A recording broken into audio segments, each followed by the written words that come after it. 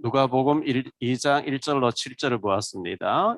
이 말씀을 통해서 예수님의 세 가지라는 제목으로 좀 말씀을 드리려고 합니다.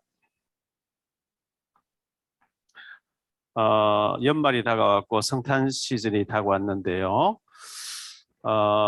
이 예수님을 우리가 예수님이 땅에 찾아오신 이 성탄절, 우리가 어떤 자세로 이 성탄절을 맞이하고 또 매일 크리스마스를 누려야 되는지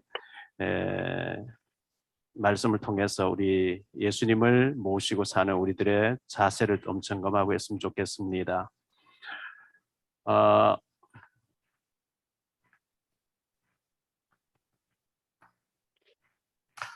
빌립보서 2장 6절에 보면 그는 근본 하나님의 본체지만 하나님과 동등됨을 여길 것을 취함을 받지 않고 자기를 비우고 종의 형체를 가지고 우리를 구원하러 오신 하나님 본체, 하나님 자체, 하나님 당신 자체라고 했죠.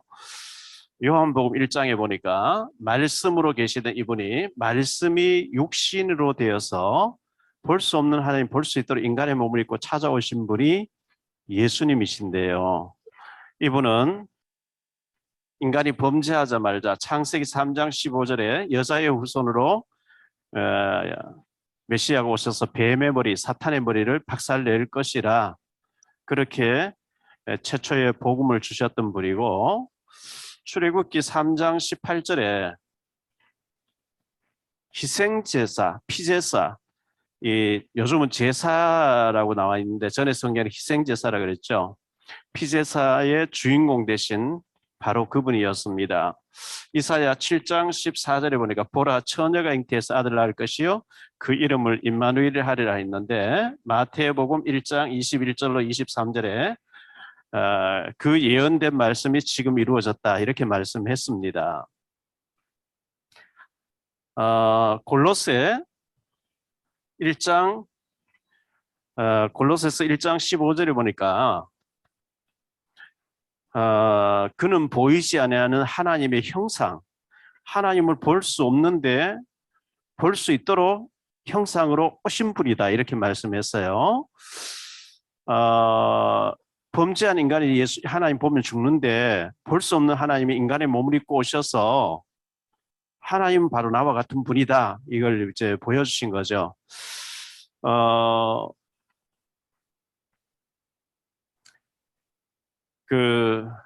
요한복음 10장 30절에 나와 아버지는 하나이니라. 요한복음 10장 30절에 나와 아버지는 하나이니라 이렇게 말씀했고요. 요한복음 14장에 빌립 제자가 아버지를 보여주세요 했을 때 나를 본 자는 아버지를 보았거늘 어째서 네가 아버지를 보이려 하느냐 그렇게 빌립이 말을 했죠. 요한복음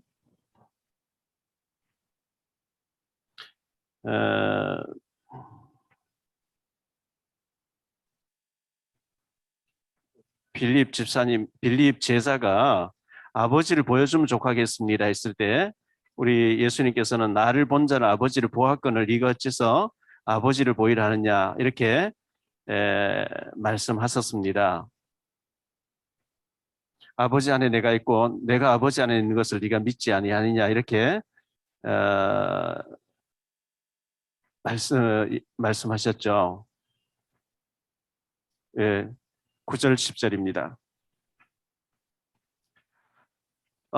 등등 이런 말씀들이 바로 우리 예수님이 하나님이신 되신 것을 말씀하는데 특히 이사야 9장 6절에서는 뭐라고 얘기합니까? 이는 한 아기가 우리에게 낳고 한 아들을 우리에게 주신 바 되었는데 그의 어깨에는 정사를 메었고 그의 이름은 기묘자라 모사라 전능하신 하나님이라 영존하시는 아버지라 평강의 왕이라 일컬으라. 우리 예수님은 바로 하나님이시다 이렇게 말씀했어요. 하나님이 우리를 구원하시려고 이 땅에 오셨다는 이 성탄절 얼마나 축복된 자리입니까?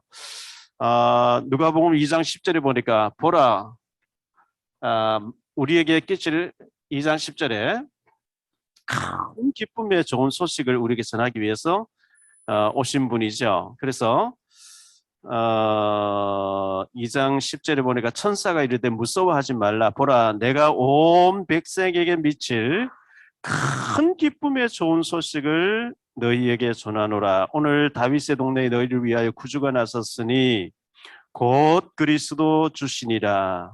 너희가 가서 강보에 사여 구유에 뉘어 있는 아기를 보리니 이것이 너희에게 표적이니라 하더니, 이렇게 기록하고 있습니다. 자, 본론으로 들어가서요. 예수님의 낮아지심입니다.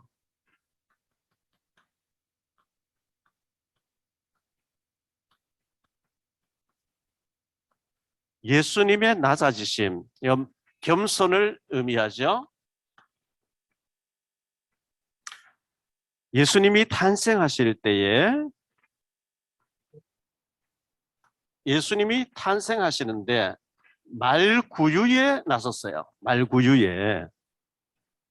오늘 말씀해 보니까 1절에 가이사 아구스도, 가이사 황제가 천하로 다 호적하라. 본적지에 가서 호적하라. 그래서 호적하라고 황제가 명령을 내리니까 요즘 같으면 뭐 인터넷 다 해버리면 되는데 2000년 전에 그런 게 없기 때문에 천하가 자기 고향으로 본적으로 다 돌아가서 호적하러 갔는데, 요셉도 마리아도 베들레헴 사람이기 때문에 유대 땅 베들레헴으로 갔습니다.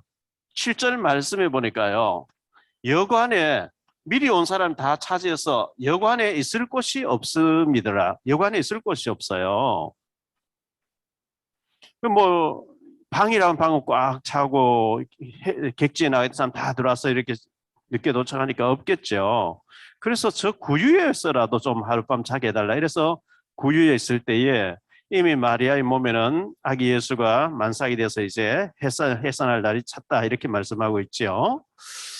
2장 6절에 보니까 유대 땅 베들레헴에서 나온다, 이렇게 말씀했는데요. 미가서 5장 2절에 성경 미가서 5장 2절에 이미 예언되어진 성취였습니다. 베들레헴 에브라다야, 너는 유다 족속 중에 작을지라도 이스라엘을 다스릴 자가 네게서 내게로 나올 것이라. 그의 근본은 상고에 영원에 있는 자다. 상고에 꼭 영원에 있는 자가 이 베들레헴 마을에 오신다, 이렇게 미가 선지자를 통해서 미리 구약에 예언하셨던 분이거든요. 예수님이 구유에 나셨다. 그러니까 왕궁에, 황제가 있는 왕궁에 나거나 했으면 막 사람들이 달려가서 보고 굉장했을 텐데, 경배하고 했을 텐데, 아무도 상상할 수 없는 말구유에 나셔버리니까 정말 동방 박사들과 그 목자들이 천사의 지시를 받고 성령인도 받은 사람만 와서 경배할 수 있었지, 아무도 와보지 않는 이 성탄절을 우리가 맞이하면서 우리 마음이 교만해져 있고 거만해져 있고 높은 자리에 올라가 있고 이렇게 하면 아마 평강의 왕으로 오신 예수님을, 그 참 평안을 우리가 누리지 못하지 않겠나 생각되어집니다. 낮아진 곳으로 내려가야 예수님을 맞이할 수 있고요. 우리 예수님이 탄생하시고 난 뒤에 자라신 마을 동네 자체가 나사렛 마을이죠. 나사렛 마을. 오늘 4절 말씀해 보니까요, 요셉도 다윗의 집 족속이므로 갈릴리 나사렛 동네에서 유대를 향하여 베들레헴이라는 다윗의 동네로 그 약혼한 마리아와 함께 호적하러 올라가니 마리아가 이미 잉태되었더라. 나사렛 마을, 이곳은 바로 빈민촌이죠. 빈민촌이었는데요. 요한복음 1장에 보니까 45절로 46절에 빌립 집사님이 나다나엘이라는 친구를 만나가지고 내가 예수님을 만났다. 성경에 여러 선지자가 예언했던 그 메시아 예수님을 내가 만났는데 너도 빨리 와서 예수님 만나봐라. 그렇게 얘기하니까 그건 누구냐? 나사렛 예수라 이렇게 얘기하니까요. 나사렛에서 무슨 선한 것이 날 수 있겠냐? 나사렛은 대표적인 빈민촌이에요. 거지 같은 사람들 살고 있는 곳이에요. 예수님은 그 아주 낮아진 상태에서 나사렛 마을에서 성장하셨고, 그리고 천한 직업이었던 목수일을 하셨거든요. 그러니까 교만하고 거만한 사람들 예수님을 만나볼 수가 없어요. 알아볼 수도 없었고요. 그리고 예수님께서 이제 공생애를 시작하시면서 갈릴리 사람들, 이 갈릴리 사람들을 제자로 부르셔가지고 주로 이제 어부 출신들이잖아요. 어부 출신들.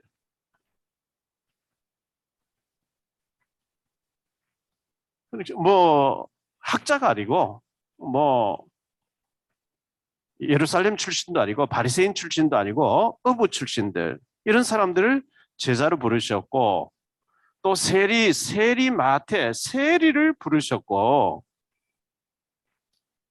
이것은 예수님이 겸손이었고 또 그런 제자들을 부르셨어요. 그래서 다시 한번 빌립보서 2장 5절로 8절을 보니까요.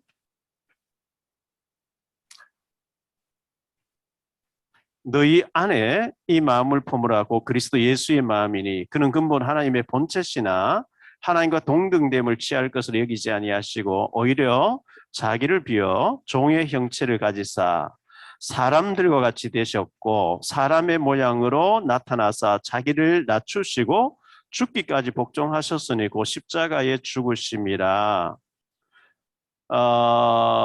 이 예수님은 근본 하나님의 본체신데 하나님과 동등됨을 취해서 나오시지 않고 오히려 자기를 비우고 종의 형체를 가지고 사람들 같이 되셨고 사람의 모양으로 나타나시고 자기를 낮추시니까 몰라보는 거죠. 마음이 교만하고 거만한 사람은 절대 몰라보았어요. 우리 예수님께서 또 어떻게 하십니까? 십자가 사건을 앞두시고 요한복음 13장에 보니까요. 이 최후의 만찬을 하시는 자리에서 허리에 수건을 두르시고 대야에 물을 떠와서 제자들 발을 씻깁니다. 베드로 차례인데 베드로가 주여 내가 주님 발을 씻겨드려요. 어떻게 주님 내 발을 씻깁니까? 그때 베드로가 뭐라 얘기하죠? 내가 너희 발을 씻기지 않으면 너 내하고 상관이 없느라. 아이고 그럼 주님 모욕까지 좀 씻겨주세요. 이미 모욕한 사람은 발만 씻으면 되느니라. 예수님이 이렇게 말씀하셨거든요. 종들이 발을 씻기는 거거든요. 그래서 예수님께서 내가 너에게 본을 보이기 위해서, 원래 발은 종들이 씻기지 않느냐, 내가 너에게 본을 보이기 위해서 이렇게 하였노라. 이것을 알고 행하면 너희에게 복이 있다. 예수님께서 이렇게 말씀하신 거예요. 그래서 은혜란 단어 자체가 히브리어로 하난이라고 하는 낮아져야만 임하는 것. 우리 성탄절을 맞이하면서 예수님이 상상할 수 없는 말구유에 나셔버리고 아무도 눈여겨보지 않는 빈민촌에서 목수일을 하시며 천한 신분으로 계셔버리고 또 아주 연약하고 바리새인들 봤을 때 인간 취급을 받지 못하는 세리와 어부들을 데리고 다니면서 이렇게 사역하시니까 그 바리새인들과 똑똑하다는 제사장들이 열받아 버린 거예요. 근데 우리 예수님 막 그들이 엘리트들이 있는 성전에 가서 헌금함을 엎어버리고 회초를 가지고 막 개혁을 하시고 이렇게 하니까 공격을 하게 됐죠. 어쨌든 우리 예수님의 낮아지심 겸손을 본받아서 우리도 이 성탄절에 정말 낮아진 자세로 주님의 관심 있는 곳, 주님이 소외되고 외로워하는 이 고통 중에 있는 이런 자리로 우리의 마음을 낮추어서 주님의 시각으로 볼 수 있는 현장을 볼 수 있고 찾아갈 수 있는 그런 마음을 가져야 우리가 이 성탄에 주님을 맞이할 수 있지 않겠나 생각되어집니다. 두 번째로 생각할 말씀은요, 예수님의 십자가의 죽으심입니다.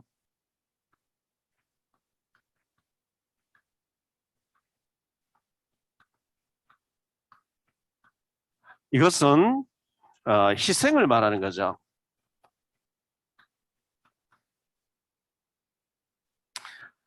십자가는 저주를 상징합니다.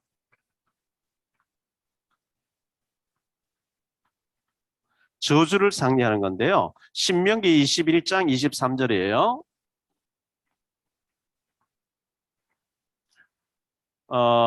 그 시체를 나무 위에 밤새도록 두지 말고 그날에 장사하여 내 하나님 여호와께서 내게 기업으로 주신 땅을 더럽히지 말라.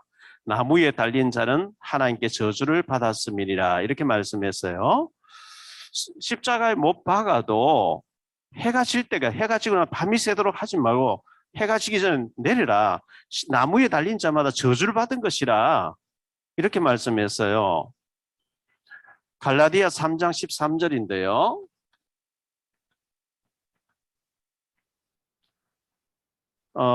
그리스도께서 우리를 위하여 저주를 받은 바 되사 율법의 저주에서 우리를 속량하셨으니 기록된 바 나무에 달린 자마다 저주 아래에 있는 자라 하였음이라.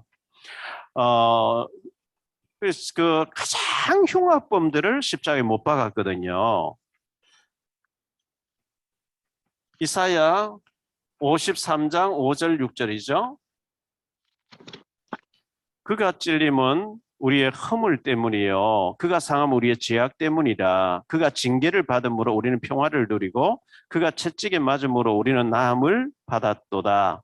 우리는 다 양 같아서 그릇 행하여 각기 제 길로 갔거늘 여호와께서는 우리 모두의 죄악을 그에게 담당시키셨도다. 그가 찔림은 나의 죄 때문이라는 거예요. 나의 허물 때문이라는 거예요. 나의 모든 저주를 대신 짊어지시고 주님이 십자가에 죽으신 거예요. 그가 찔림은 예수님의 찔리신 것은 나의 허물 때문이요. 그가 상한 것은 나의 죄악 때문이라. 내가 범죄한 것 때문에 내가 받아야 될 저주, 내가 받아야 할 징계, 내가 받아야 될 모든 것을 대신 짊어지시고 십자가에 죽어주셨거든요. 그래서 이 십자가는 얼마나 끔찍스러운 무서운 형벌이든지 그냥 뭐 총을 빵 쏜다든지 이 참수를 시킨다고 하면 금방 죽어버리는 게 고통스럽지 않는데 이 십자가에서 못 박혀서 피에 막 계속 죽어져가는 수시간 동안의 어떤 고통. 그래서 로마 시민권자에게는 십자가 처형을 하지 않았다고 이렇게 전해지고 있습니다. 얼마나 끔찍스러운 건지. 우리 예수님께서 십자가에서 온갖 모욕을 당하셨어요. 나의 저주를 대신 짊어지시고 온갖 조롱을 당하신 거죠. 온갖 멸시를 당하신 거예요. 막 침을 뱉고 뺨을 때리고 채찍으로 때리고 옷을 벗기고 조롱을 다했거든요. 가시 면류관을 씌우고 유대인의 왕이여 평안할지어다. 네가 한번 내려와 봐라. 그럼 우리가 믿을게. 무릎 꿇고 조롱하면서 온갖 멸시천대 했거든요. 그래서 예수님의 옷을 다 벗겼어요. 거기는 예수님을 평상시 사랑하던 여자들이 따라왔습니다. 여자들이 앞에서 보고 있는데 예수님의 옷을 다 벗겨가지고 요한복음 19장 23절에 보니까요.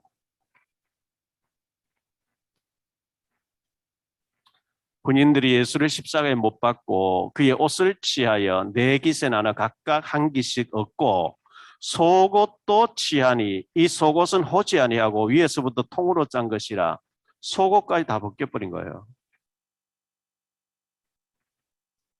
예수님을 완전히 벌거벗게 해서 극도의 모멸감, 극도의 수치감, 거기다가 침을 뱉고 때리고 막 조롱을 하잖아요.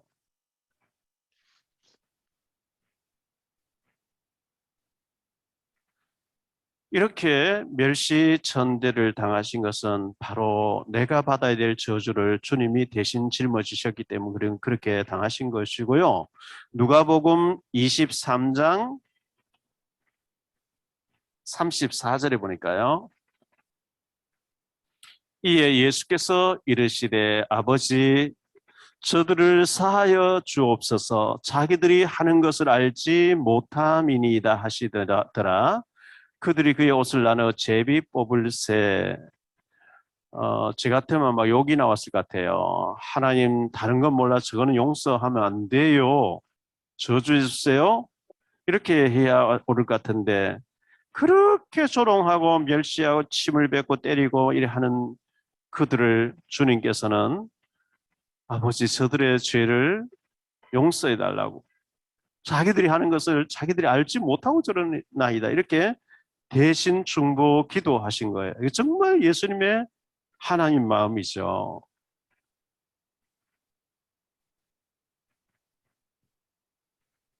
예수님의 죽으심은 나의 죽음이었습니다.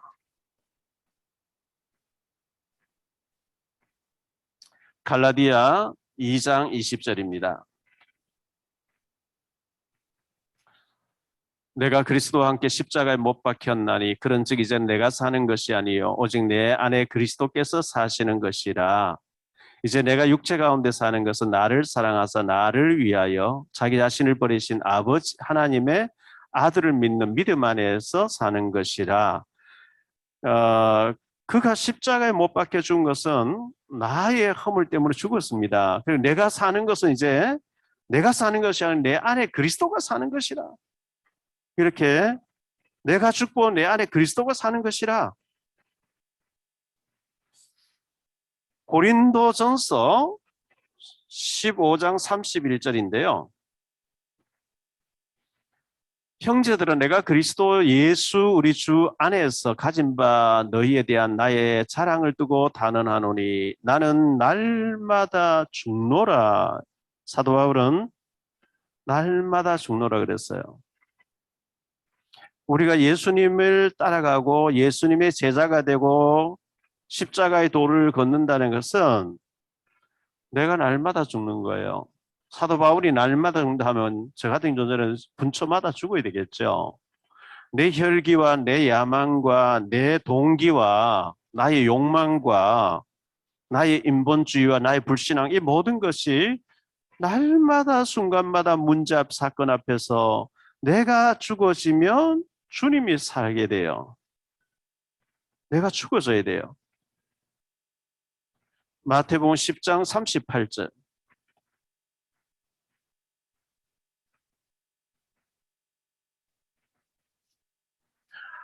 또 자기 십자가를 지고 나를 따르지 않는 자도 내게 합당하지 아니하니라. 예수님 십자가 지시고 다 이루었다 했는데도 불구하고 나를 따르려거든 자기를 십자가를 치고 따르라. 죽을 각오하고 따르라. 아예 뭐 죽어버려라. 그러면 살게 된다. 요한복음 12장 24절이죠. 내가 진실로 진실로 너희에게 이르노니 한 알의 밀이 땅에 떨어져 죽지 아니하면 한 알 그대로 있고 죽으면 많은 열매를 맺느니라. 내가 살아있으면 그냥 그대로 내가 살아있는 건데 내가 죽으면 복음 때문에 내가 죽으면 죽을 각오하면 살아야 될 자리에 죽어버리면 많은 열매 한 알의 밀알이 땅에 떨어져 썩지 아니하면 하늘 그대로 썩으면 많은 열매를 맺히는 것 같이 내가 죽으면 나의 죽음을 통해서 많은 사람이 살게 된다. 그래서 실제로 뭐 육신적으로 자살하라 그런 얘기가 아니고요. 내 동기, 내 야망, 내 혈기, 내 고집, 고정관념, 틀린 거, 각인뿌리 체질 이게 죽으면 부활의 주님께서 능력으로 많은 열매를 맺게 하신다는 것을 말씀해 주고요. 골로새 1장 24절입니다.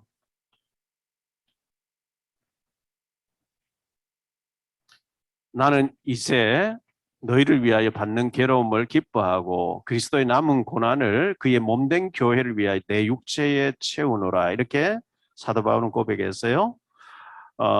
그리스도의 남은 고난이 뭘까요? 복음 전하고 생명을 살리는 거 아니겠어요? 그리스도의 남은 고난을 위해서 내가 교회를 위하여 내 육체를 그리스도의 남은 고난을 내 육체에 채운다. 이렇게 고백했습니다. 예수님의 십자가의 희생, 이 희생처럼 우리가 희생하고 죽을 각오하고 이렇게 할 때 주님 영광 받으시고 굉장한 응답들이 오게 됩니다. 세 번째로 생각할 말씀은요, 예수님의 부활입니다.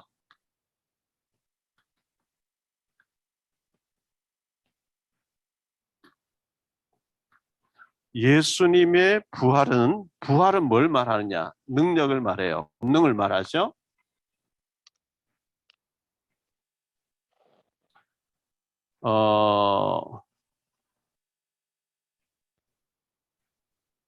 우리 예수님의 부활은 사망 권세를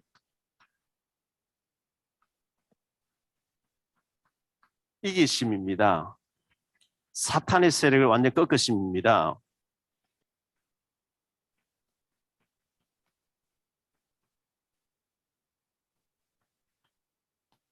사탄을 완전히 꺾으심이고 저주를 해결하신 거죠.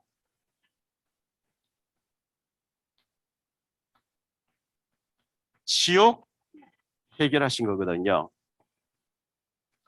어마어마한 그리스도로서의 죽으심이고 부활이었고 지옥을 해결한 천국으로 인도하는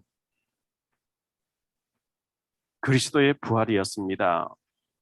예수님의 부활 전에는 십자가에 못 박혀 죽는 것을 본 제자들 슬퍼하고 탄식하고 두려움에 벌벌 떨면서 제자들이 모인 방에 문은 굳게 잠겨 있고 울고 있었고 통곡하고 탄식하고 예수님 3년 동안 따라다니다가 막 기대했는데 뭐야 이게 실망과 좌절과 낙심과 통곡 속에 있었는데 예수님 부활을 보고 나니까 완전히 바뀌어버리죠. 두려움이 변해서 웃음이 바뀌게 되고 슬픔이 변해서 기쁨이 되어지고 통곡이 변해서 환희가 되어지고 두려움에서 담대하게 되어지고 완전히 터닝 포인트, 전환점이 이루어지는 것이 부활이었거든요. 고린도전서 15장 3절로 6절입니다.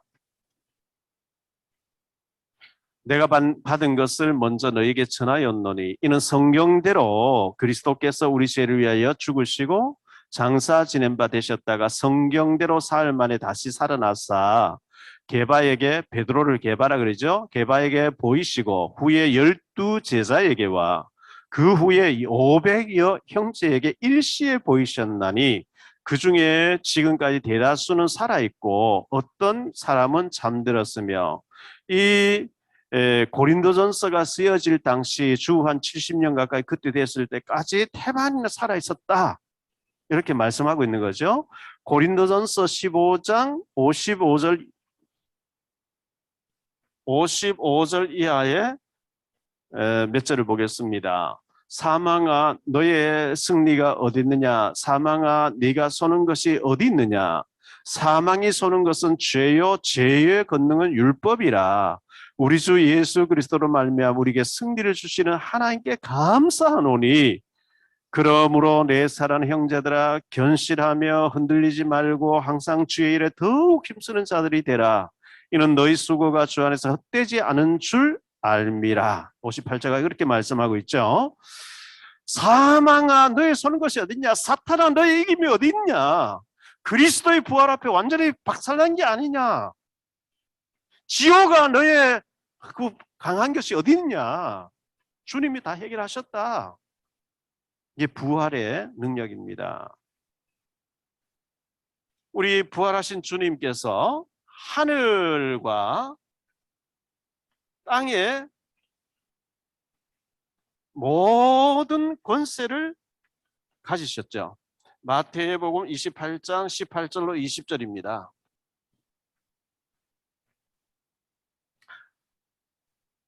예수께서 나와 말씀하여 이르시되 하늘과 땅의 모든 권세를 내게 주셨으니 그러므로 너희는 가서 모든 민족을 제자로 삼아 아버지와 아들과 성령의 이름으로 세례를 베풀고 내가 너희에게 분부한 모든 것을 가르쳐 지키게 하라. 볼지어다 내가 세상 끝날까지 너희와 항상 함께 있으리라 하시니라. 하늘의 권세, 천군 천사를 부리는 권세, 보좌의 권세, 전 세계를 다스리시는 그 하늘 권세와 사탄을 꺾는 땅의 권세, 이 모든 권세를 가신 주님께서 내가 너와 함께하면서 너를 통해서 증인되게 할 것이고 너를 통해서 예수 생명이 증거되게 할 것이고 제자를 세울 것이고 그래서 237 나라 5천 종족 다민족 살리는 일에 쓰임받도록 해라. 우리 힘으로 안 되기 때문에 하나님의 능력을 함께 하겠다. 항상 함께 하리라. 얼마나 놀라운 일입니까?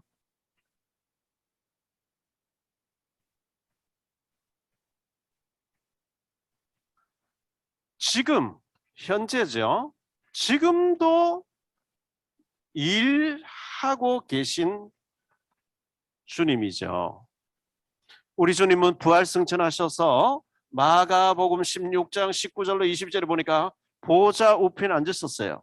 그런데 성령으로 제자들이 나가서 막 말씀 증가하는 데 가서 그 따르는 표적으로서 자기 말을 입증하시면서 함께 하셨다 이렇게 말씀하고요.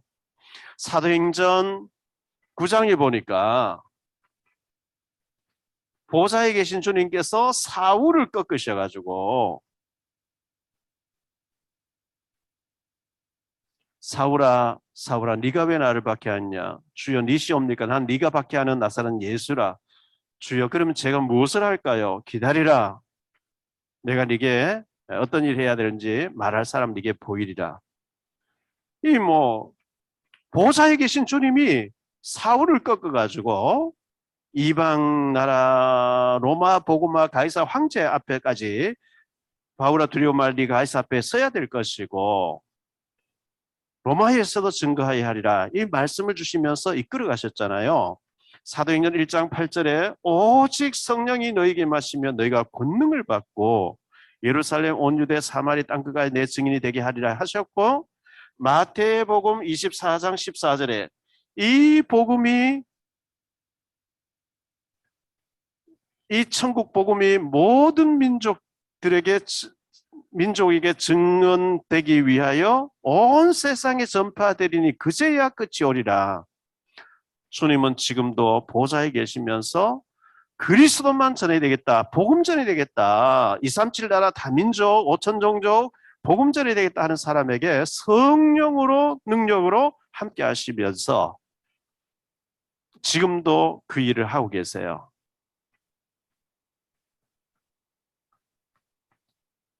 결론적으로 말씀을 마무리 짓겠습니다. 성탄절이 다가왔습니다.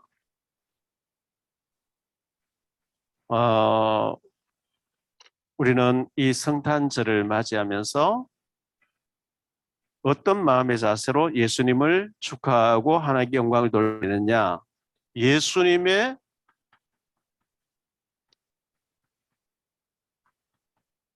겸손을 배워야 돼요. 거만하고 교만하고 들떠있고 허황되게 높아져 있으면 안 돼요. 이사야 40장에 광야에 외치는 자가 외치잖아요. 너는 주의 길을 예비하라.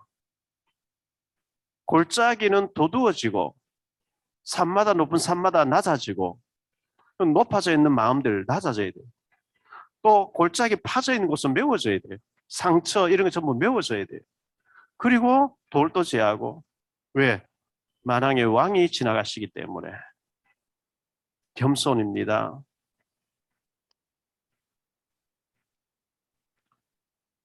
잠언에서는 계속 겸손에 대해서 말씀하고 있죠.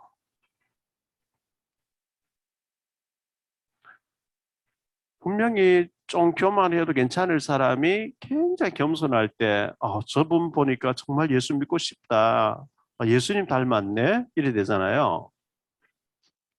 일본의 하천풍원이라고 하는 가가와 도요히코라는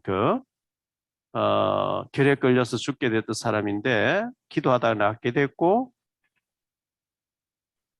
워낙 고베 빈민굴에서 자기처럼 결핵에 걸려서 죽어가는 사람들 결핵균이 목을 감고 있어서 죽어갈 때 숨을 못 쉬면서 입을 벌리고 그 가래를 뽑아내주고 막 했던 그래서 일본의 천황이 불러가지고 도대체 하천이 너가 믿는 하나님 어떤 하나님 믿냐 그래서 너무 갑자기 너무 큰 충격적인 질문을 받으니까 왕이시여 하루만 좀 생각할 수 있는 기회를 주십시오. 그 다음날 내가 믿는 하나님은 나를 닮은 하나님입니다. 이렇게 대답했다 그러죠. 그러니까 일본 천황이 하천이가 믿는 하나님 너무 좋은 하나님, 너무 귀한 하나님 뭐 이렇게 반응을 했다고 합니다. 하천이의 그 겸손함 보고 불신자는 하나님 모르니까요.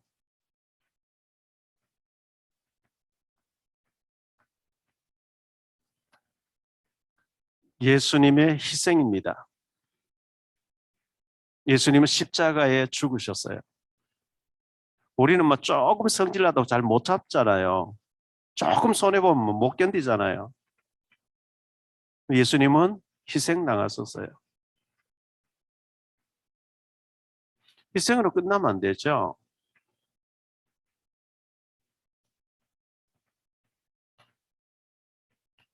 예수님의 부활입니다. 독일에 제가 코로나 터지기 전에 몇 번 갔었거든요. 마틴 루터가 심무했던 교회, 마틴 루터가 세례받았던 교회, 마틴 루터 숨어서 성경 번역하는 곳을 다 이렇게 다니면서 봤는데요.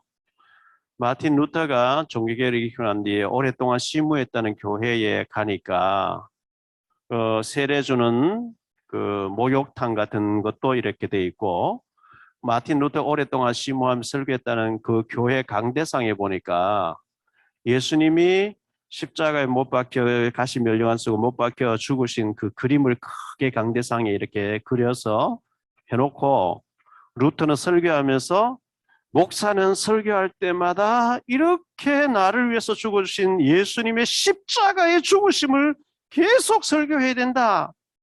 루터는 이제 설교할 때마다 계속 예수님의 십자가의 죽으심을 얘기해야 된다고 그렇게 루터가 설교하면서 예수님의 그림을 십자가에 여기 창자고 있고 한 그 못 박혀 피를 흘리고 있는 모습을 이제 가리키는 이제 그림이 있는 것을 봤거든요. 맞습니다.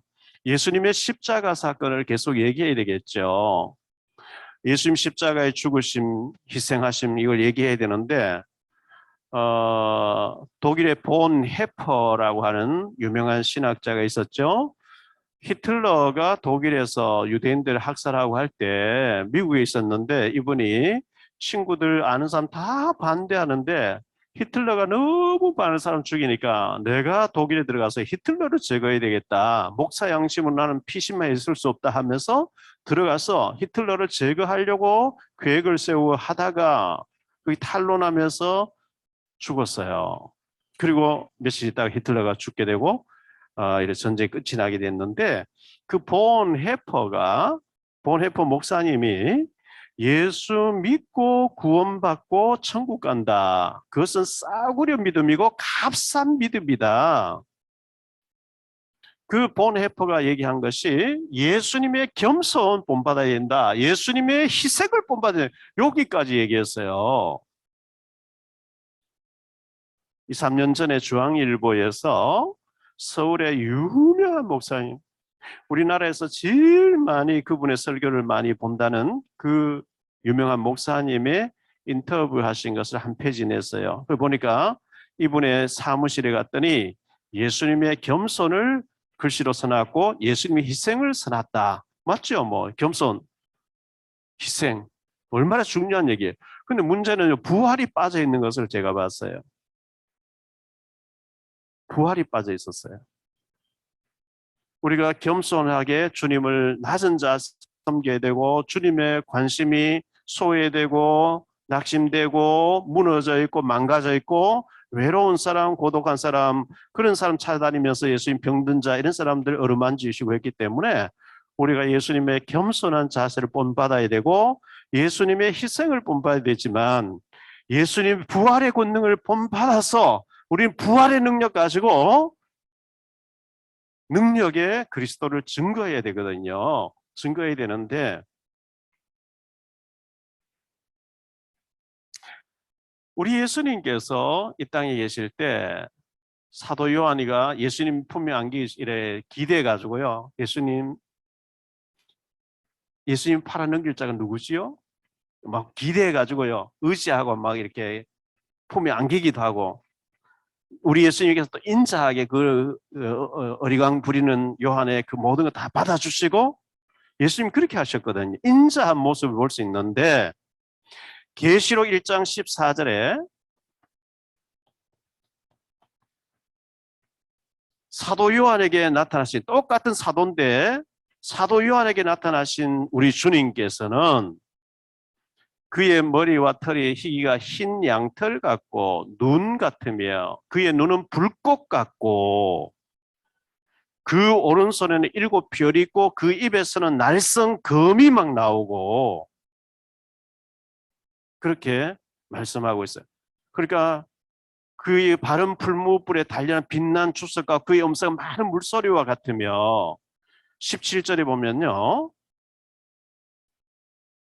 내가 사도 요한이죠. 내가 볼 때에 그 발 앞에 엎드려서 죽은 것 같이 되매 그가 오른손에 내게 얹고 이르시되 두려워하지 말라. 난 처음이요 마지막이야. 그러니까 부활의 주님 승천해서 지금도 일하고 계신 그 주님은 초라하게 희생당하신 주님으로만 나타나지 않고 어마어마한 천군천사를 부리는 권능의 주님으로 이 사도 요한이 막 그 계시록에서 보좌의 주님을 보고 나니까 숨을 못 쉴 것 같지만 숨을 멎을 것 같은 두려움이 막 벌벌 떨 정도로 그런 주님으로 계시하고 계세요. 그 주님을 우리는 경외하면 됩니다. 경외하면은 주님께서 역사하시게 돼 있어요. 자, 성탄을 맞이하면서 우리 북선의 우리 모든 가족 여러분들 예수님의 겸손을 본받으시기를 바라고요. 저 자신도 마찬가지고요. 예수님의 희생을 또 우리가 본받아야 되겠습니다. 그리고 예수님의 부활의 권능을 본받으셔야 되겠습니다. 능력을 입어야 되겠습니다. 그래서 우리가 초대교회 사도들처럼 힘있게 증거하고 북한의 역사는 흑암을 꺾는 기도를 하고 우리가 이 능력 가지고 생명 살리고 하나님께 영광 돌리는 일에 쓰임 받으시는 우리 북선 가족 여러분 다 되시기를 주 예수 그리스도 이름으로 축복합니다. 기도하겠습니다. 주님 감사합니다. 성탄절을 바로 앞에 두고 우리가 예수님의 세 가지 예수님의 탄생과 죽으심과 부활에 대해서 생각했습니다. 우리도 겸손해지고 희생하고 부활의 권능을 힘입어서 능력자로 하나님께 영광 돌리고 쓰임받는 우리 북성 가족 모든 또 우리 목사님들과 중직자들과 사역자들 다 되어질 수 있도록 축복해 주옵소서. 평화의 왕으로 오신 우리 예수님을 모시고 하나님께 영광 돌리며 귀하게 존귀하게 쓰임 받으시는 북성 가족들 다 되어지게 축복해 주옵소서. 주 예수 그리스도 이름으로 축복하며 기도하옵나이다. 아멘.